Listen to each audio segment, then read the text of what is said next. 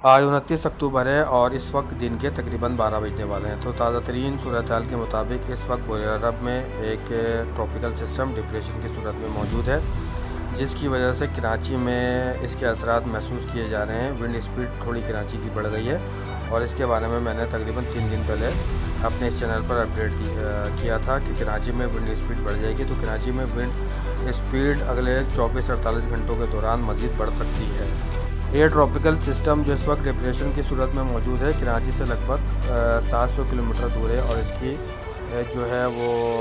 Direction Gujarat کی جانب ہے اور اس کا ڈسٹینس آہستہ آہستہ کم ہوتا جا رہا ہے۔ اب جیسے کہ اس ماڈل میں آپ دیکھ سکتے ہیں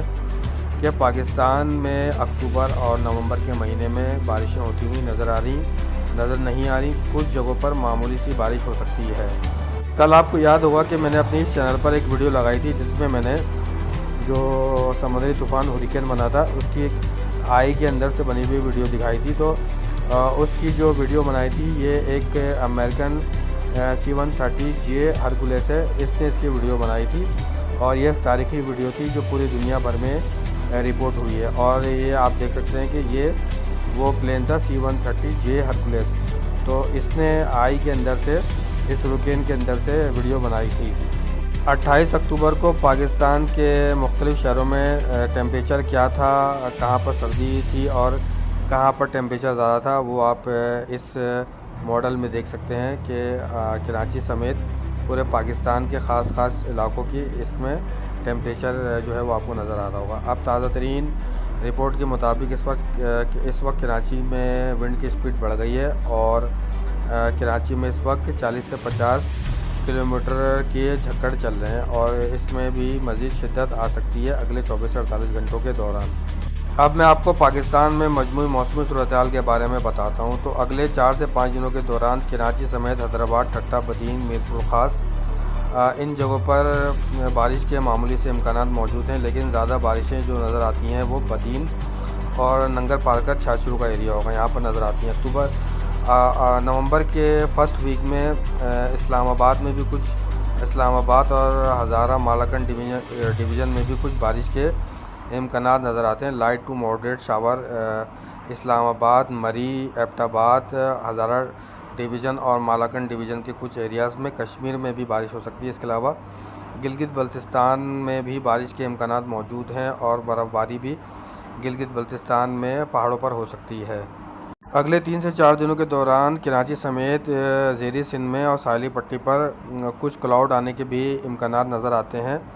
اس کے علاوہ جو کراچی سمیت حیدرآباد، ٹھٹہ، بدین، میرپور خاص، یہاں پر ونڈ سپیڈ آہستہ آہستہ مزید بڑھ سکتی ہے، ہوا کے تیز جھکڑ چل سکتے ہیں۔ نومبر کے فرسٹ ویک میں اسلام آباد،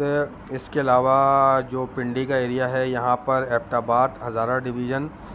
گلگت بلتستان اور کشمیر میں بارش کے کچھ امکانات نظر آتے ہیں۔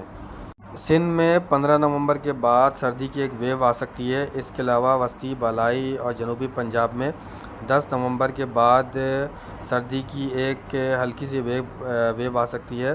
اور اس کے علاوہ 7 سے 10 نومبر کے درمیان مالاکنڈ ڈویژن KPK میں سردی کا باقاعدہ آغاز ہو جائے گا اور ٹیمپریچر گرنے لگے گا۔ 29 اکتوبر لاہور کا ایئر کوالٹی انڈیکس مزید خراب ہو گیا۔ آج لاہور دنیا کا سب سے آلودہ ترین شہر ہے اور کراچی 7ویں نمبر پر موجود ہے۔ ایئر کوالٹی انڈیکس لاہور سمیت وسطی اور بالائی پنجاب، پنڈی، اسلام آباد میں مزید خراب ہوگا، لیکن کراچی سمیت زیریں سندھ میں ایئر کوالٹی انڈیکس میں آہستہ آہستہ بہتری آتی جائے گی۔ 10 نومبر کے بعد ریڈ سی کے ایریا میں، عرب خطے میں جو جیزان کا ایریا ہے، ابھا ہے، نوہود ہے، یہاں پر بارش کے کچھ امکانات ہیں۔ اس کے علاوہ جو شام، دمشق، عراق کا ایریا ہے یہاں پر بھی بارش ہو سکتی ہے۔ فلسطین میں بھی 10 نومبر کے بعد بارش کے امکانات نظر آتے ہیں۔ اس کے علاوہ قطر، بحرین اور متحدہ عرب امارات میں بارش کے امکانات اس ماڈل کے مطابق نہیں ہیں، لیکن عمان کے ایریاز میں جو ساحلی علاقے ہوں گے، کوسٹل ایریاز ہوں گے، وہ نومبر کے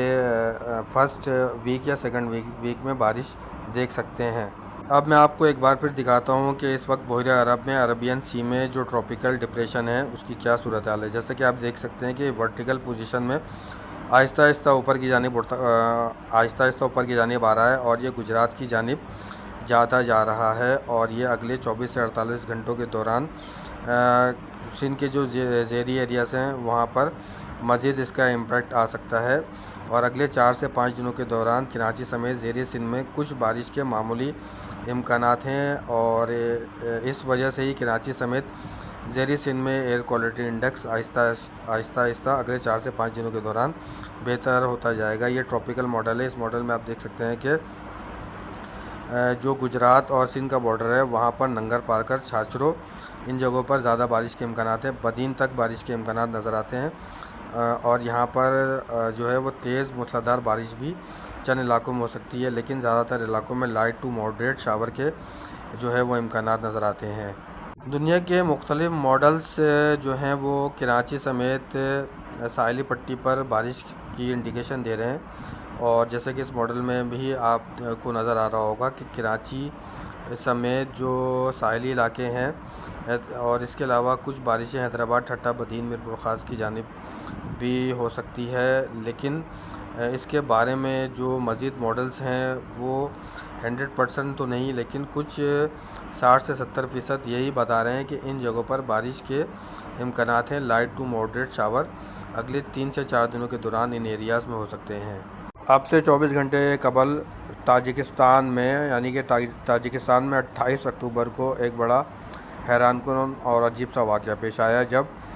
پہاڑوں سے 2 کلومیٹر لمبا 2 کلومیٹر بڑا گلیشیئر وہ ٹوٹا ہے، اور اس کے بعد یہ جو ہے مختلف ایریاز کے اندر یہ گیا ہے، اور اس میں آپ دیکھ سکتے ہیں، آپ کو نظر آ رہا ہوگا کہ یہ 2 کلومیٹر کا جو برفانی تودہ ہے یہ ٹوٹ کر آہستہ آہستہ جو ہے وہ تاجکستان میں جو ہے وہ مختلف علاقوں کی جانب گیا ہے، اور ابھی تک اس کے بارے میں کسی ہلاکتوں کی رپورٹ نہیں ہوئی، لیکن یہ بہت حیران کن واقعہ تھا کہ 2 کلومیٹر بڑا گلیشیئر جو آج سے پہلے نہیں دیکھا گیا تھا کہ زمین کے اوپر سے ایک پانی کی طرح بہتا ہوا گیا ہے، اور یہ تاجکستان سے رپورٹ آئی ہے، اور آخری رپورٹ جمیکا سے آئی ہے۔ یہ بلیک ریور کا ایریا ہے، یہاں پر کل جو ایک ہریکین آیا تھا، تاریخی ہریکین کیٹیگری 5 کا، تو اس نے ان علاقوں میں شدید تباہی مچا دی تھی۔